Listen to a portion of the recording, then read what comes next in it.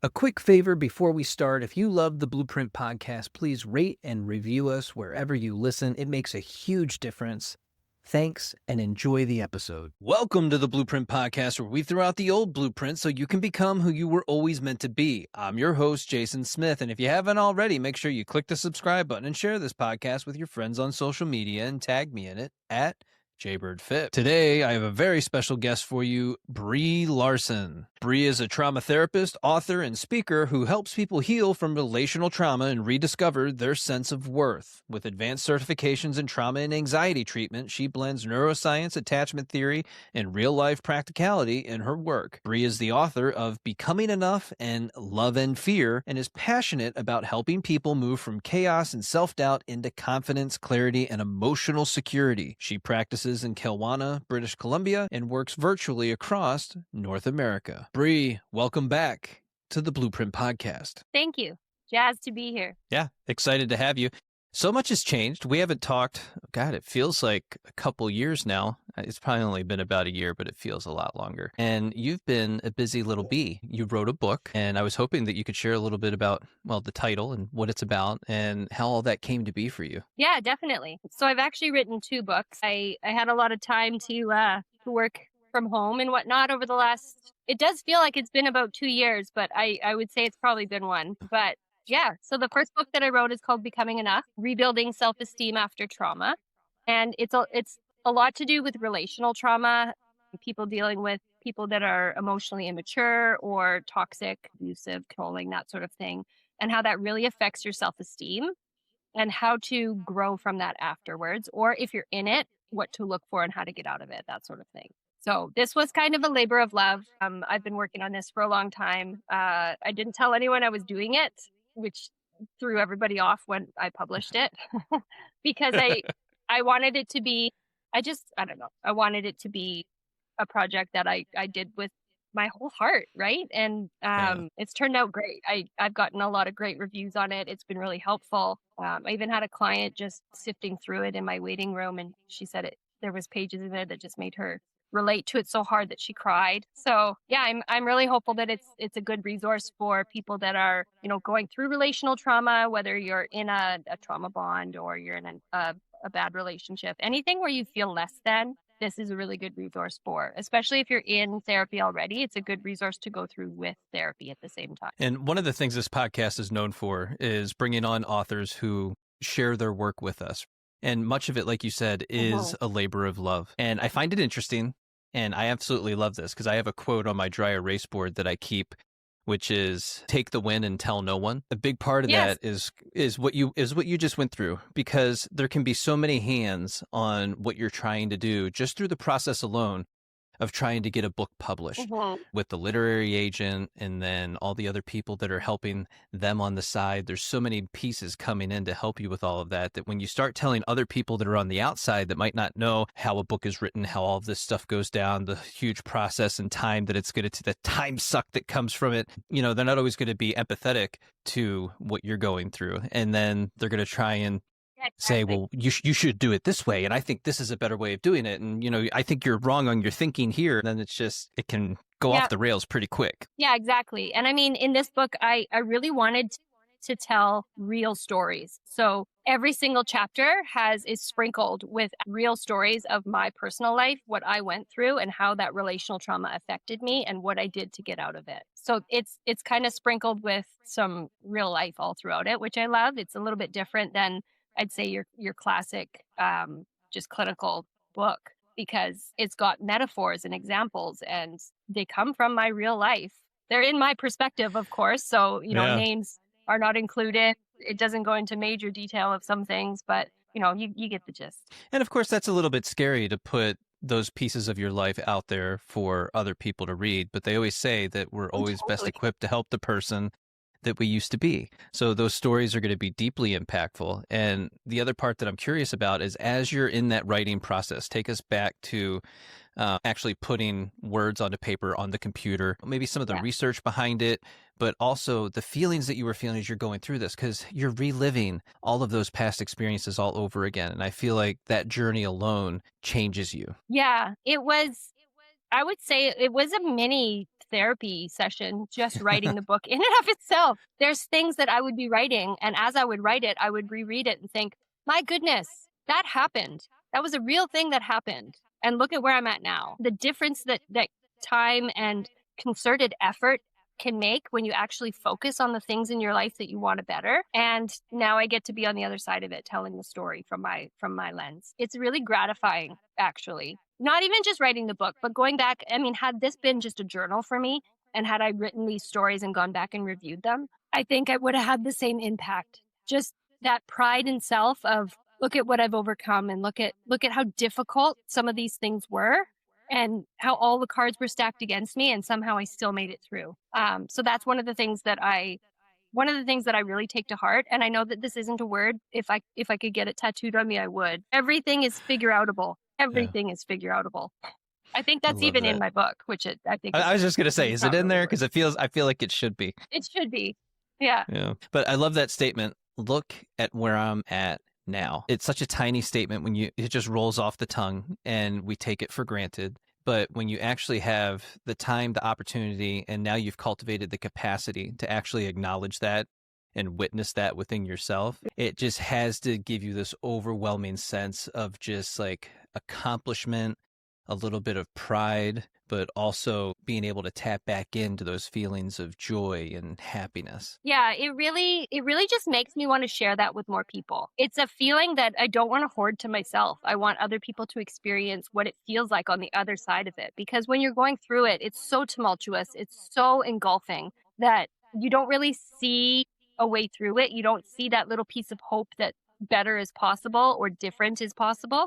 And I'm really hoping that this book can really give somebody that lens of hope, and that it can get better in the future. It does take work. It does take concerted effort, but it's not like it's impossible. It's just one step at a time, 1% every day. And what role does hope play in the process of working on our own healing? Oh, it's actually a huge factor. I want to talk about hope a little bit different, actually. It's not so much just blanket hope of like, I hope things will get better, and I hope things will be different in the future. It's more so the thought of better is possible. That's the hope we're looking for, the is in there. As a therapist, there's 3 things that we look for to know that someone's actually ready for change. The first is that the discomfort that you're in currently is enough to muster the will to change. So if you are in enough discomfort, enough pain currently, that it's more uncomfortable for you to stay where you are than it is for you to change, that's number 1. Number 2 is that you actually have that hope. You've got this awareness that better is possible for you. You might not know how to get there, but better is possible. The possibility is what we're looking for. And the third thing is that you've got personal insight. If you don't have insight, if you're not willing to look inward, if you're not willing to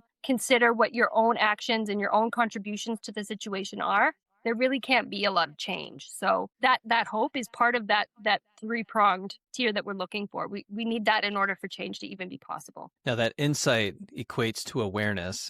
A lot of people, they'll uncover something in their life. There's usually some sort of struggle or difficulty that they're going through, and they're trying to fix it. It can be a relationship. It can be a major life pivot with, something that's going on in the background or with work. And they're coming to you and they haven't really cultivated that awareness yet. They know that there's some sort of issue or problem. They can feel it. They haven't named it yet. It's in their body. They can say, I'm angry. And it's like, it comes out as anger. How can we begin, or how do you, through the book, walk people through creating that awareness? Yeah, so the awareness, like I said, is paramount. If you don't have the awareness or the insight, then change is really, really difficult, because you're going to be putting that onus on other people. So what we're really talking about is internalized locus of control. When you're an externalizer, you tend to blame, shame, project onto other people, and it's always somebody else's or something else's fault. It's not, I'm not late because of my own volition, I'm late because of traffic.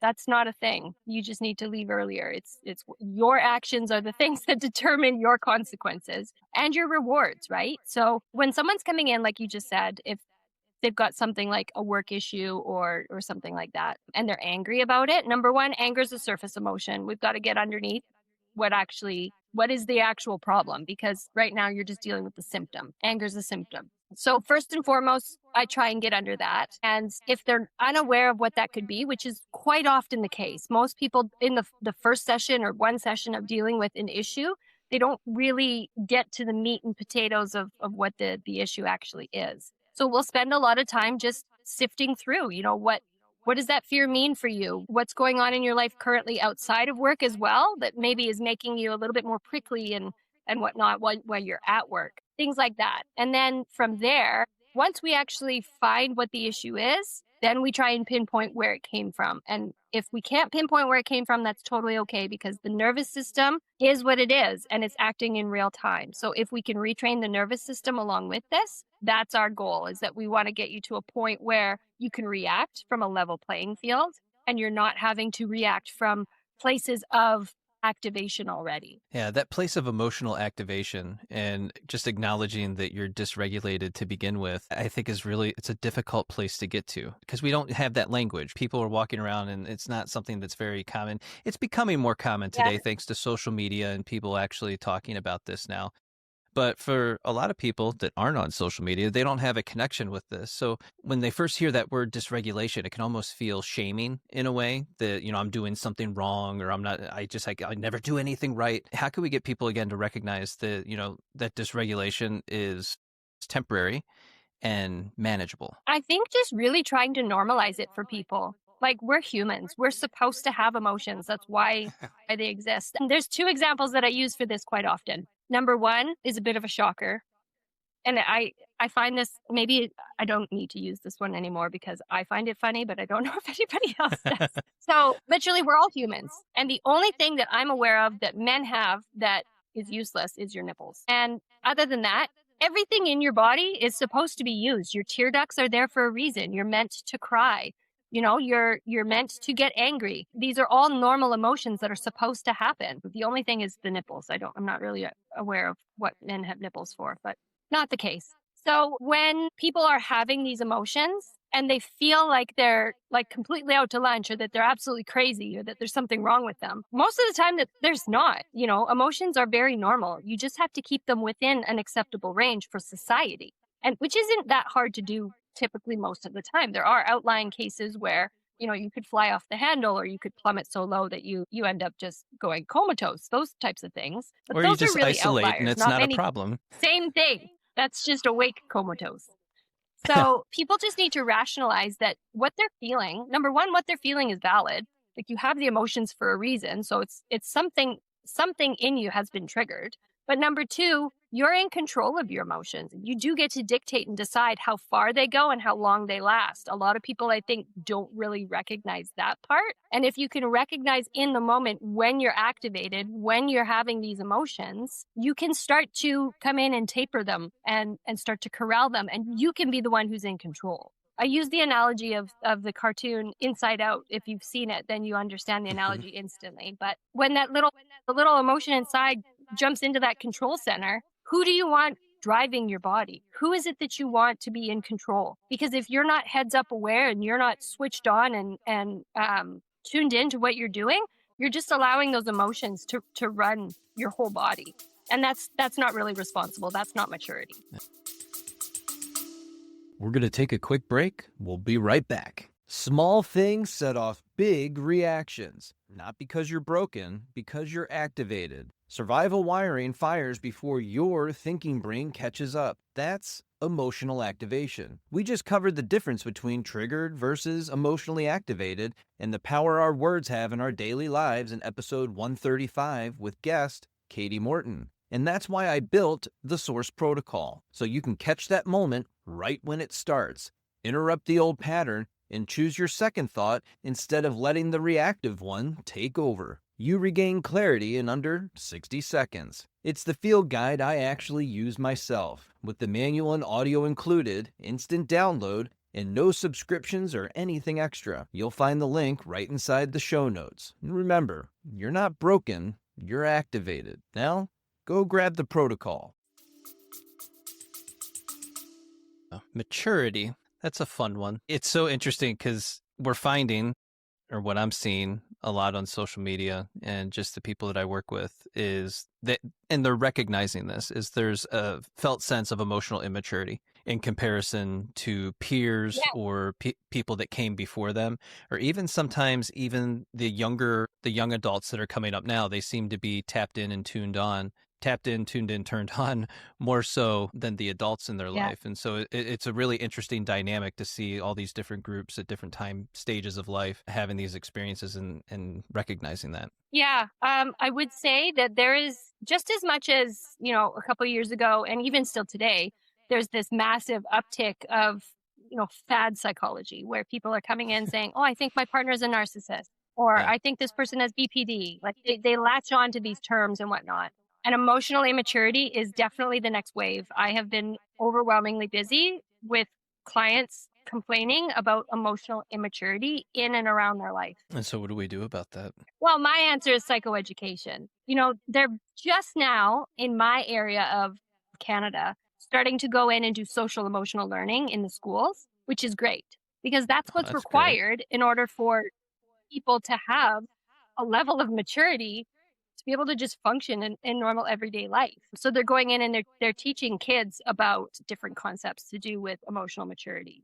How do you respond to people who are talking to you in a certain way? What do you do in these certain situations? And it's actually a beautiful thing to watch. On my end with the adults, it's a lot of psychoeducation. So I'm teaching a lot of people about insight and awareness. I'm teaching people about accountability, teaching people how to repair after a rupture has taken place. Like all of these skills that are just normal human skills that people just have not had exposure to, they don't have the awareness of, or they just don't even have a concept that they exist. Emotional immaturity is actually one of the bigger topics lately. And it actually is talked about a little bit in my book because in order to be dealing with people who put you in the position of being less than and not feeling like enough, they have to have emotional immaturity in them. And so there's tactics and tips in my book to deal with people of emotional immaturity that the answers for that you'll find all throughout this book. It's so interesting. So when you're talking with someone that is emotionally immature, it will create confusion inside of yourself as you're trying to have conversations with them and figure some things out and try to guide them through the conversation. You're looking at this adult that's right in front of you, but they don't have the capacity or capability or even the way to articulate themselves that would result in a meaningful resolution to a conflict or a problem or just the general conversation that you're trying to have with them. They don't know how to bridge it. And so they'll bring up all of these different things that are happening in all these different places and say, well, you did this, all of it. And it's like, what? What are you talking about? What is happening right now? Yeah. And so it's really hard to, I would say, even looking at it from a dating perspective, I think you see it a lot as well. I think that's some of the issues that people are really having. We say it's avoidant attachment. We say it's all these different things, but I really think it's an emotional immaturity problem that is plaguing the dating scene. Yeah. I like to say that people with emotional immaturity are colorblind and the rest of us get to see in full color. Like we can see what's going on. We understand the nuance. We understand why you're doing what you're doing. And for some reason you think that you're able to pull the wool over my eyes, but I'm eyes wide open. I can actually see it. Wasn't always open, it was definitely the emotional immature one. But once you finally get to that place where you open up, right, then you can't unsee it. Yeah, once you see it, you put on those glasses. Yeah. Yeah.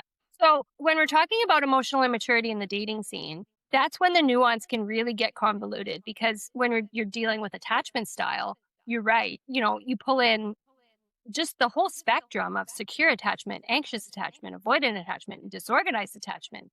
And from my perspective, obviously there's a lot of nuance in here as well. But I believe that disorganized attachment and borderline personality disorder have a lot of similarities. There's a lot of overlap and whatnot. And so people with borderline personality do end up finding themselves in these niches where they're looking at disorganized attachment and thinking, am I borderline or am I disorganized? And so if you want to go through and try and heal the disorganized attachment first, that is something that is possible. Just your attachment style isn't just set in stone, or you're not born with it and then you're solidified into this one way of being for the rest of your life. It's malleable. You can definitely influence it. And so that brings us to the second book that I wrote called Love and Fear, A Guide to Healing Disorganized Attachment. And so I'm really passionate about helping disorganized attachers. I really feel like this is an underserviced part of the market where there's not a lot of resources available out there for disorganized attachment. There's a lot out there for anxious. We're starting to get more on avoidant, secure.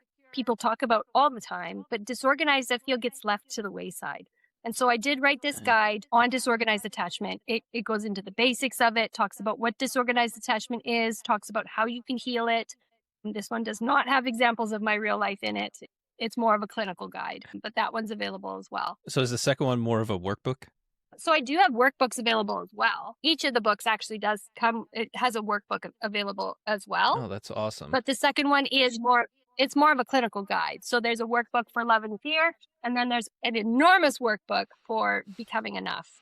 Yeah, look at This that. one, it's probably too big. It's probably way too much information. But I wanted somebody to be able to buy this if they were before the stage of entering therapy. They didn't know, you might know that there's something to do with relational trauma, or you've got some sort of trauma from your past that you want to just feel enough again. You want to feel like you're not too, I'm just hyper aware all of a sudden that I'm in Canada and you're in the States. You don't want to feel 2 inches tall.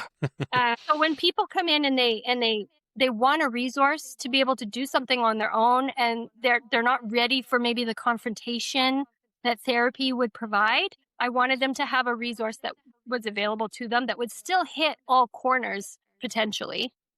Hopefully that was my, but it doesn't have the same price point, obviously, as what therapy would have. And it doesn't have as much of the confrontational impact that therapy would have. It's interesting because when a lot of people, they begin to create that awareness, it just happens. You'll be driving along one day, your windows will be down, the radio is off, but it's a beautiful day outside, the sun is shining, and you get that warm breeze coming in through all the windows on your truck or your vehicle, and it just hits you, and you have this moment of clarity, and you start to realize things about yourself and your life and your circumstances and the challenges you've been facing. And it's like God just kind of dropped down and touched you on the forehead and gave you like this little eye-opening event into your own window, into your own soul. And then they find books like yours because they start doing the search. You know, before it was, well, I'm going to hop on YouTube and I'm going to suck down every video that I possibly can. And then, of course, more and more podcasts started coming out on this stuff. And this is great for people who feel more anxious all the time because they take these podcasts and they just ingest them like they're Neo in the Matrix and I know Kung Fu, and it feels good in the moment,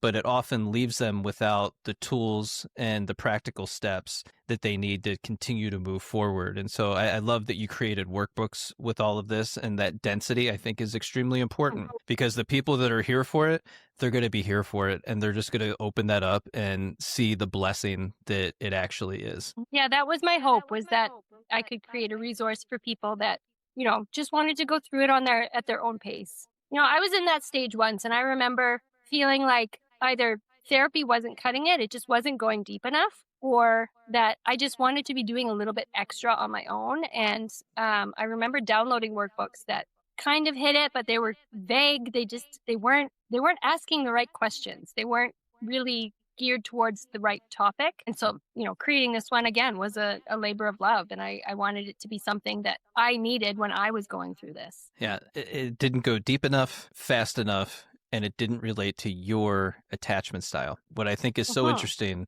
is the people that write a lot of the books, anxious attachers, they openly admit that. It just cracks me up that, but it's not surprising, right? We know this. They're more apt to go to therapy, to do the work, what they call doing the work, but then out in the real world, they might not be taking those practical steps and actually doing the workbooks and the exercises and the breath work and all the things. They like to take in the information and then label everybody and everything. And then they're good because now they have a label for it all. Yeah, so they like to do all the psychoeducation, take it all in, intellectualize it, but then not actually do the practice. This is what, not everybody, right? That's always the first thing. Well, not everybody does that, Jason. Yeah. I'm aware, but there are a lot. Just look in my comments section and you'll find them. Just because you read a book and you ingest it doesn't mean that you fully comprehend it, nor does it mean that you actually took the steps to deploy it in real life, in real time, with the people in your life. That's what so much of this really is you can get all the insights and information, but until you start deploying it and you make it the habit of being yourself and you embody it, you're never really going to connect in the ways that you want to connect. My next question on disorganized Yeah, attachment. What do you think is the greatest misunderstanding that people have for the disorganized attacher? I think that they get labeled as dramatic and as emotionally immature when really they're reacting. So a Yeah. lot of the time someone in disorganized attachment, for those of you who aren't aware what disorganized attachment is, disorganized is anxious and avoidant together. They ping pong between the two at will whenever it fits the situation. So the ultimate goal is to have the disorganized attacher's comfort is at the forefront of what's important. So people with disorganized attachment will react to situations based on what they're feeling in that moment. So if the disorganized attacher is fearing abandonment, so they're anxious, they will start to do all the anxious things. They'll come towards people, they'll pepper you with text messages, they'll be clingy, they won't leave you alone. Sometimes they're aware that they're doing it and they don't want to be doing it, but they can't stop themselves because they're too afraid. Or alternatively, if you're getting too close to them, which is something that you think that they would want, and they turn away and they become avoidant and they distance themselves from you and they take space, that sort of thing. A lot of people think that this is them being hot and cold and that they don't know what they want in the relationship, or that this is them being emotionally immature. And the reality is that that person needs to heal themselves first before they're ready for a relationship to really take off in any direction. The only thing that they can do is sit and stew in this pot that they're in, which doesn't feel good. It feels like simmering most of the time because they've got no safety. They've got no solace to actually stand on solid ground and say, I know that I'm fine. I've got my own back and I will be solid regardless of my situation with my relationship, regardless if this works out, regardless if it does. Disorganized attachment is really an emotional relationship prison for the person who is disorganized, because a lot of the time they don't even understand what's going on with them. It is a mental prison, that's for sure. Mm-hmm. And that fear circuit, once it's switched on, it is incredibly difficult to switch it back off. So what tool can we give to somebody who's listening right now? They have disorganized attachment.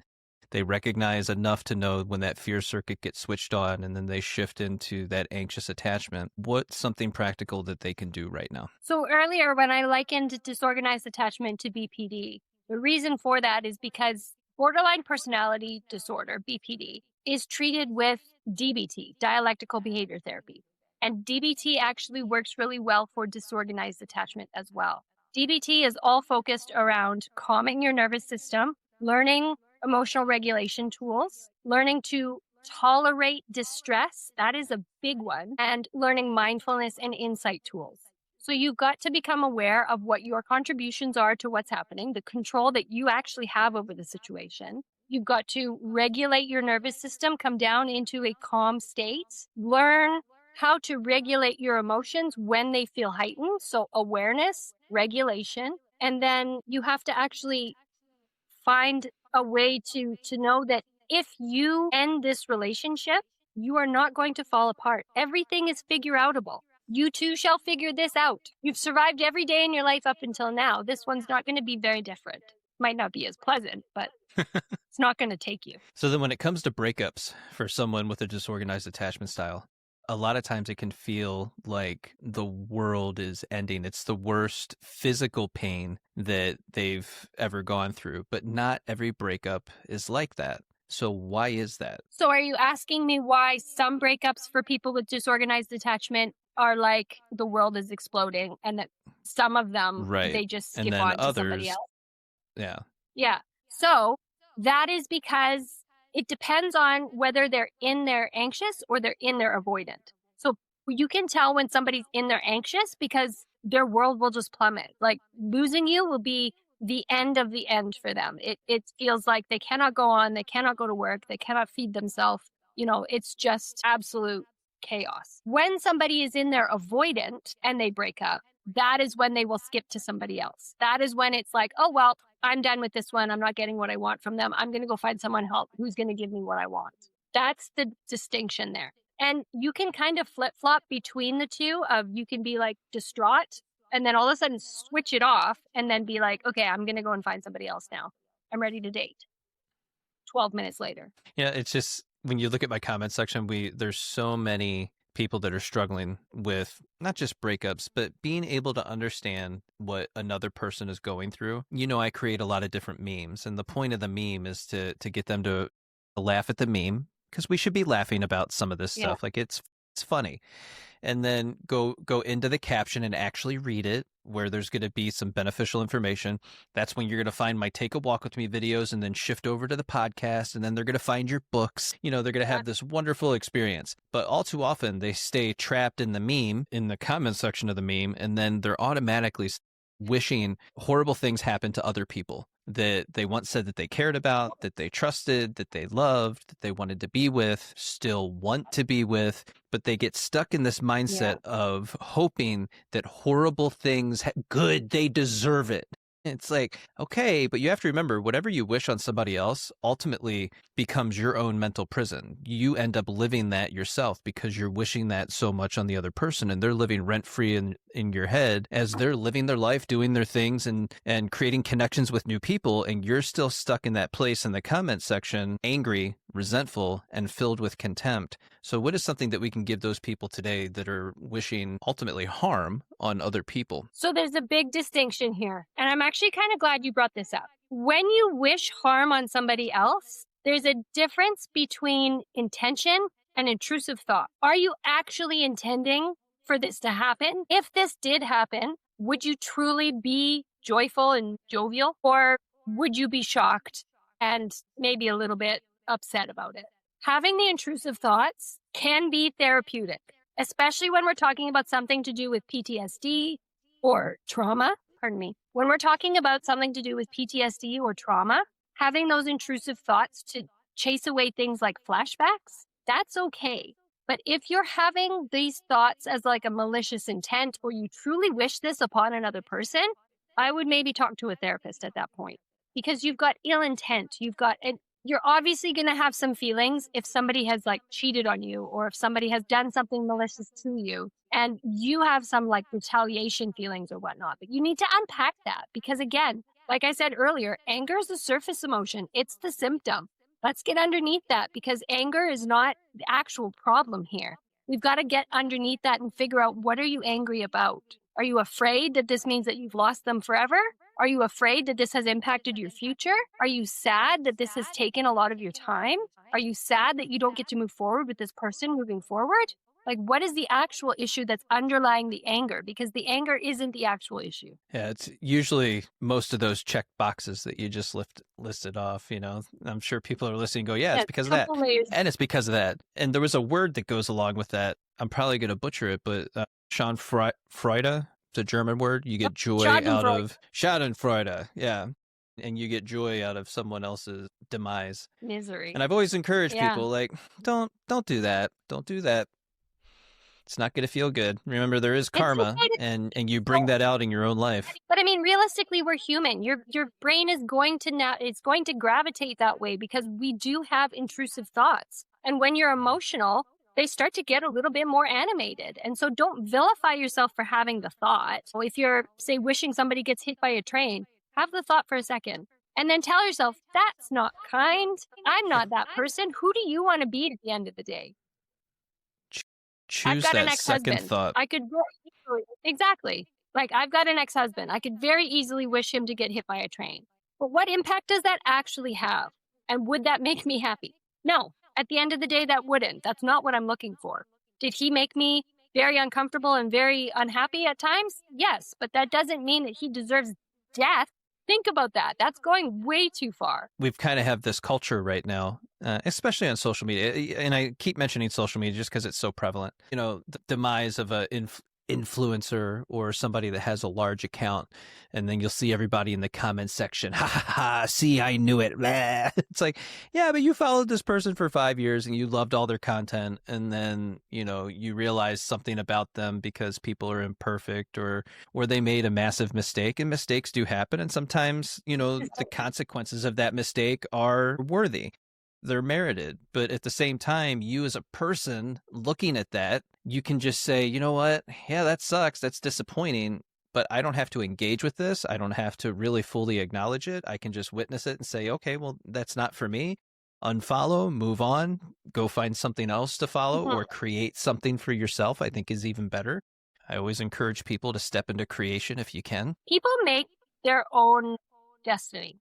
You know, like if this person that you wish ill upon is truly deserving of that, I fully believe in karma, whether you want to call it karma or not. Like people Yeah, get what's call it coming whatever to you them. want. Can't Yeah. can't avoid it. So if this person truly has it coming, I do believe that the universe will serve that to them. If they don't have it coming and it was just something that affected you and, you know, you're going to have to go through that in your life. Things are going to affect you and you're not always going to get an apology or even an explanation for it. And a lot of the time that's really hard for people. But I do believe that karma will come back around and take care of the things that need to be taken care of, whether that's in a negative fashion or in a positive fashion. People will learn where they need to learn. If you've got an ex that cheated on you, hopefully they learn that that's not a proper way of treating people and that's not a proper way of them living their life. That's what you want from this. You want people to learn. We want people to understand that their actions have consequences and they have impact on other people. And at the same time, as you go about your life and live out your day,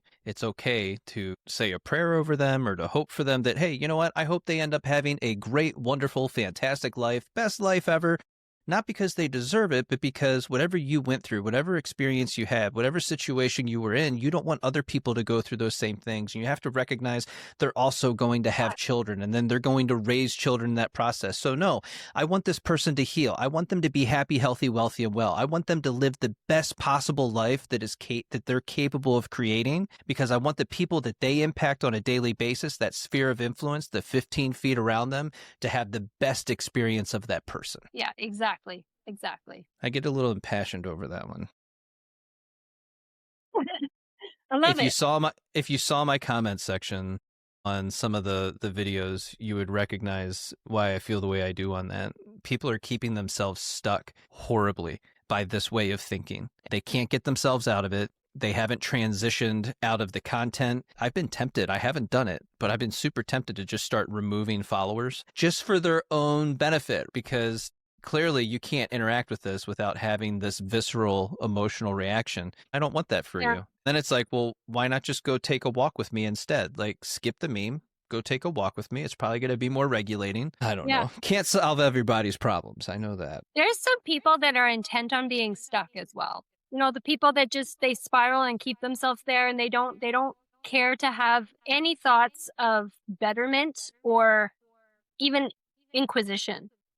It's really difficult to get those people to budge, I will tell you. The people who are stubborn for the sake of being stubborn, again, like I said, you have to be ready to have insight and to look at your own actions. And if you don't have that and you don't see that better is possible, good luck before. I've actually had a session before with a client that in the very first 5 minutes of the session, I asked the question of whether he was willing to have insight or not. And he flat out said no. And I said, well, you're not going to have a lot of luck in here. You're not going to have a lot of actual tangible progress in this room. And he said, well, I guess that's that. And he got up and he left. Was he ordered to go to therapy or something? No, he was not. He was definitely encouraged to go by loved ones, but there's people out there that just do not want to self-inspect. Oh. They just want to continue to use the coping tools that they've got available to them because they're comfortable enough, it's familiar enough that they know how to get through it, but they don't actually want to create the change for themselves because that's too difficult. It's too much work. Yeah, you know, when we talk about it from a work perspective, I guess that's an appropriate word. I wish there was another word for it because there's a resistance there that exists because there's clearly something inside of them that they're not willing to inspect or excavate or look at or to finally tell themselves the truth about. And they've created this mask that they wear perfectly for the most part, but it falls down every now and again. And that's usually what causes the problems and the issues and the challenges and the concerns. And it's always rooted, maybe not always, but most of the time, to shame. It's something that they can't seem to get themselves out of or to stop thinking about or to stop blaming themselves for. They just can't get beyond it. So to sit across from another person, and I always say this is one of the most important things, and you don't need a therapist for this, but to be fully witnessed by another person and not rejected is probably the greatest gift that you can give to another person. And that comes with, you're not going to use that information against them at a later date to hurt them and harm them or, you know, proverbially cut them. You're not going to do that. No, honestly, if there's people in your life that are going through things, that are struggling, and you're wondering what to do for support or to be there for them, if they've lost somebody, if they're going through, a job loss, if they've been fired, if there's any sort of struggle in somebody's life, people are always wondering, how can I be there for somebody? Witness them without judgment. Like, you hit the nail on the head. That is the biggest form of support that you can give to another person. Just be there for them. Validate their emotions. Tell them that you're here with them. That's what a lot of people in this world need, just to know that they're not alone. That is the essence of trauma, is going through something alone. That's the trauma. It's not the experience of the event. It's the fact that you felt like you had to deal with it alone on your own. It's also the meaning we assign to it with the words and knowledge that we have at the time. It's always so interesting because these events occur and we often don't have the language and we don't know what to call it and we've never experienced it before, and it's something new and it's painful and it hurts and it causes all this internal confusion and dysregulation, and then the years go by and you learn all these maladaptive coping mechanisms, and maybe you step into substances in your early 20s, and there's all these different things that end up being chaotic throughout your lifetime. And hopefully, like that person that came in, you're willing to have that insight and to look internally and to finally give it adult language to blanket over top of those experiences and give it that new meaning so that you can take your personal power back away from those experiences and step into that adult role. From the emotionally immature person that you've been this entire time, you actually get to now step into that role, which is what your books are helping people to do. Yeah. It really baffles me when people feel like they don't have any sort of insight or awareness into themselves. Like, if you think of it like a chess game, every single piece on the board has influence over every other piece that's there. They have an impact over what's happening and how things get played. You are no different. You are, I don't want to call you a pawn, but everybody is some sort of chess piece in this game of life. And you do have impact and influence over the people around you. And if you're not willing to really inspect how you act and react, you create, promote, or allow everything in your life. You're either creating something as part of the problem, you're promoting it by gossiping and by spreading things around, or you're just fully allowing it by not having proper boundaries. You have onus in your life and you have responsibility to show up and be a responsible, if you're an adult, responsible adult. And that takes accountability. Yeah, that gossiping will get you every time. It's funny. Ignorance is bliss. I was having this conversation with a family member yesterday. There's something to be said for that level of ignorance being bliss. There's part of me that wishes I could just plug back into those old experiences and just say, screw it, restart life with that level of ignorance and be okay with it. But I was never okay with it. Of course, you find yourself much later in life looking back on those experiences as we're talking about it today.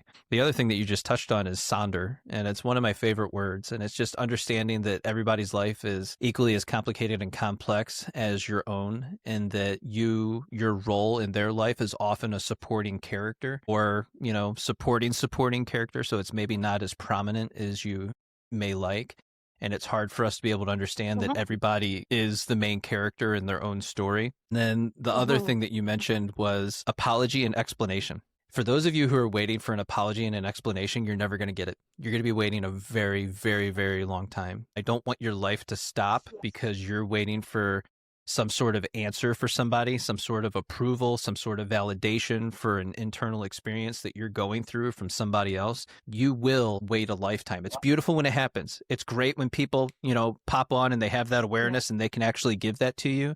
But if you're running around with that expectation that you're going to get that from people, you're going to wait the rest of your life. It's not going to happen. Especially from people that have been removed from your life. If you've gone through a breakup and you're waiting for an apology from them, think about it from their perspective. I'm not sure what the situation is that's caused the breakup in the first place, but if there's tumultuous feelings back and forth, that person doesn't want to access the shame in order to apologize to you and be the bigger person. If you do get that, I'm so happy for you. That's amazing. And that's really mature. But a lot of people they don't want to go through the mental anguish or the emotional anguish to deliver that to you, even if they know that you deserve it. So stop waiting for it. Take your power back. Apologize to yourself for hanging on for so long, for wanting the apology in the first place. You don't need it. Secure attachment doesn't need from other people. You can give to yourself and know that you've got your own back, and know that you can move forward without anybody else around you, not in an unhealthy way of like an isolation or anything like that, but in a way of I'm rock solid. I've got my own back. I know what I need and I can provide it to myself. And I think for a lot of people, that hope in the story they tell themselves about that potential future that they would like to have with that person is better than reality itself. Because there's too many unknowns moving into the future. If I let this story go, finally, if I put it to bed and I release myself from it, who am I after that? Like, what life am I supposed to have? I don't think they have tapped into their purpose enough to understand that they can still have that future. It's just going to be with somebody else. Then I would again recommend my book, because that's exactly what this is for. Rebuilding your self-esteem after relational trauma. You know, finding that spot where you don't have your identity anymore. You don't even know who you are, especially if you've gone through a toxic relationship and there's been some hard-hitting traumatic events. That can leave you feeling really lost, not knowing who you are, where you're going, or what to even do. So when you're looking to start at the beginning to rebuild your self-esteem or rebuild your identity, you know, definitely I would say therapy is a good place to start. But again, if therapy is financially out of your it's not feasible, then start with some books. Start with, like you said, following some podcasts. Go online, look for resources that are free. Look for things that are trauma informed, because you want to have things available to you that are actually going to better you instead of activate you. Yeah, follow Brie on TikTok. She's making videos again. I am. I did take a hiatus. I did write some books, so it's not like I was doing nothing. Yeah. So let's leave the disorganized attacher out there with another thought. I often suggest, and this is just from personal anecdotal experience, but as a disorganized attachment style, that isolation that you take for yourself is important, and it turns into solitude. It's intentional. You're not doing it just to stay away from society and people, but you do have to, like we said, learn to take your personal power back. The best way that I've seen to be able to do that is to take a time of isolation or solitude and really rediscover and uncover who you are, where you're going, what you're doing, why you're doing it, and tap back in to your purpose. Yeah, I highly recommend this to any disorganized attachers. You need to take 6 months to a year of no romantic interpersonal connections. Celibacy. You need folks. to be single. You need to be single and on your own, so you can prove to yourself that you can do it, that it's possible. You need to go through all 4 seasons, ideally, and show yourself who you are during those seasons, what you do, how you act and react. What does it look like when you get lonely and you're on your own? You've got to show yourself that you have what it takes to just exist. You don't need somebody else. You just really, really, really want someone. Who are you without the influence of other people? Exactly. That's how we get to this place in my content where I always ask people, you know, the whole point is, do you know, like, and trust yourself and your discernment? If you can get to that place where you know, like, and trust yourself and your discernment, then you're going to see yourself and other people very differently. It's usually through that lens of compassion. It doesn't mean that you condone people's bad behavior and tolerate, you know, all of that, but you do step into this place of a greater authority and agency in your life that you always had that you didn't know that you had. All of you listening right now, you have agency and choice. I know everybody likes to talk about, well, I don't have this and it was taken. No, you do. You have it at any moment. You can choose to exercise it, but you actually have to take that step forward and exercise it. You have it right now. I encourage you to use it. Exactly. Agency takes agency. Brie, I can't thank you enough for being here today and sharing your new books with us. Tell everybody where to reach you and how to get your books. Thank you so much for having me on, Jason. It was awesome to catch up with you. And I always love coming on your podcast. So thank you again. Yeah, again, my books, the first one is Becoming Enough, Rebuilding Self-Esteem After Trauma. And the second one is called Love and Fear, A Guide to Healing Disorganized Attachment. Both of them are available on Amazon. They're also available on my website, counselingatthecore.com. You can follow me on TikTok, Instagram, Facebook, Counseling at the Core. And on TikTok, I'm Brie Larson, therapist. And if you want to catch some earlier episodes with Brie of the podcast, you can just go down into the backlog from years ago. I think it was like episode 20, somewhere around there. And we talked about narcissism and attachment styles. So it would be cool if you guys went back and dropped some comments there and let us know what you thought about that episode too. And then Brie, Was there anything that I didn't ask you that you wish that I would have? No, actually, I was hoping we would touch on emotional immaturity today. So I'm just grateful that we squirreled into that topic organically. Yeah. Was there anything that we missed on that topic? Oh, I could talk about that topic forever. Again, like that's one of those buzzword type of things where it's really hitting social media, and it's hitting the wide world population like fire, like as if it's the next narcissist. But not for the wrong reasons. It is rampant.